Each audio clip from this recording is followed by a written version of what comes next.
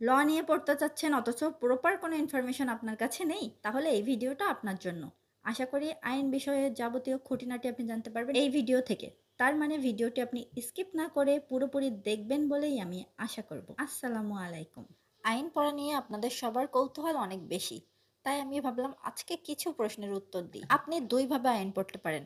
একটা হচ্ছে HSC complete করার পর অনার্সে ভর্তি হতে পারেন, মানে এলএলবি অনার্স করতে পারেন। আরেকটা হচ্ছে অনার্স কমপ্লিট করার পর যেকোনো সাবজেক্টে অনার্স কমপ্লিট করার পর আপনি ২ বছরের এলএলবি পাস কোর্স করতে পারেন। এই ২ ভাবে আপনি আইন পড়তে পারেন। আর আইন পড়লেই কিন্তু আপনি অ্যাডভোকেট হইতে পারবেন না। আইন পড়ার পর আপনাকে ৬ মাসের শিক্ষানবিশকাল পার করতে হবে। অর্থাৎ একজন সিনিয়রের আন্ডারে ৬ মাস আপনাকে প্র্যাকটিস করতে হবে। সিনিয়রকে মামলা পরিচালনায় হেল্প করতে হবে। দেন আপনি ইন্টিমেশন ফর্ম পূরণ করবেন। এরপর আস্তে, আস্তে আপনাকে ধাপে, ধাপে আগাইতে হবে। আপনাকে ১ম এ বার কাউন্সিল প্রিলিমিনারি দিতে হবে। দেন বার কাউন্সিল রিটেন এক্সামে অংশগ্রহণ করতে হবে। বার কাউন্সিল প্রিলিমিনারিতে 50% মার্কস পেলেই পাস হয়ে যায়। মানে আপনি রিটেনের জন্য কোয়ালিফাই করবেন। এরপর আপনাকে রিটেনেও 50% মার্কস পেতে হবে। তাহলে আপনি ভাইবার জন্য কোয়ালিফাই করবেন। আর তারপর ভাইভাতে পাস করার পর ফাইনালি আপনি আইনজীবী হিসেবে তালিকাভুক্ত হবেন। আর একটা কথা, এখানে একটা সুযোগ আছে। আপনি যদি একবার প্রিলিমিনারি পাস করেন তাহলে আপনি পরপর ২ বার রিটেন এক্সামে অংশগ্রহণ করতে পারবেন। মানে আপনি ধরেন এবার প্রিলিমিনারি পাস করলেন, কিন্তু রিটেন এক্সামে গিয়ে 50% মার্কস ক্যারি করতে পারলেন না। মানে আপনি ফেইল করলেন। সেক্ষেত্রে আপনি নেক্সট ইয়ারে আবার রিটেন এক্সামে অংশগ্রহণ করতে পারবেন। তখন আপনাকে আর প্রিলিমিনারি পরীক্ষা দিতে হবে না।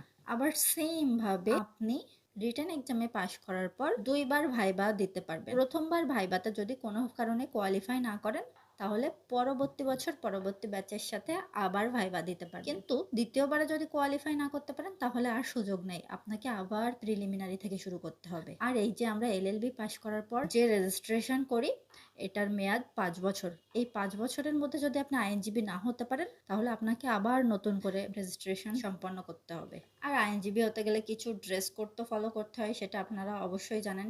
সেটা সম্পর্কে বলা আছে সিআরআরওতে এবং সিআরওতে।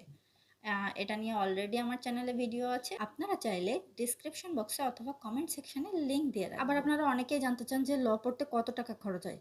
এটা আসলে বলা সম্ভব নয়। ল পড়তে আসলে এটা ভার্সিটি টু ভার্সিটি ভ্যারি করে। আপনি যদি লয়ে অনার্স করেন তাহলে আপনার খরচ একরকম। আপনি যদি ২ বছরের পাস কোর্স করেন তাহলে আপনার খরচ একরকম। আপনি যদি পাবলিক ইউনিভার্সিটিতে অনার্স করেন তাহলে আপনার খরচ একরকম। যদি আপনি প্রাইভেট ইউনিভার্সিটিতে অনার্স করেন তাহলে আপনার খরচ একরকম। প্রাইভেট ইউনিভার্সিটিতে অনেক সময় ৪ লাখে ল কমপ্লিট হয়ে যায়। আবার অনেক ইউনিভার্সিটিতে ৮ থেকে ১০ লাখ ২০ লাখেও ল কমপ্লিট হয় না। বিভিন্ন ভার্সিটিতে বিভিন্ন রকম টিউশন ফিস থাকে। আর আপনারা চাইলেও গুগল করতে পারেন, কোন ভার্সিটিতে ভর্তি হতে চান সেই ভার্সিটির ওয়েবসাইট চেক করতে পারেন। সব ভার্সিটিতে মোটামুটি টিউশন ফিস তো দেওয়াই থাকে। আপনি নিঃসন্দেহে কোনো না কোনো রেজাল্ট পেয়ে যাবেন।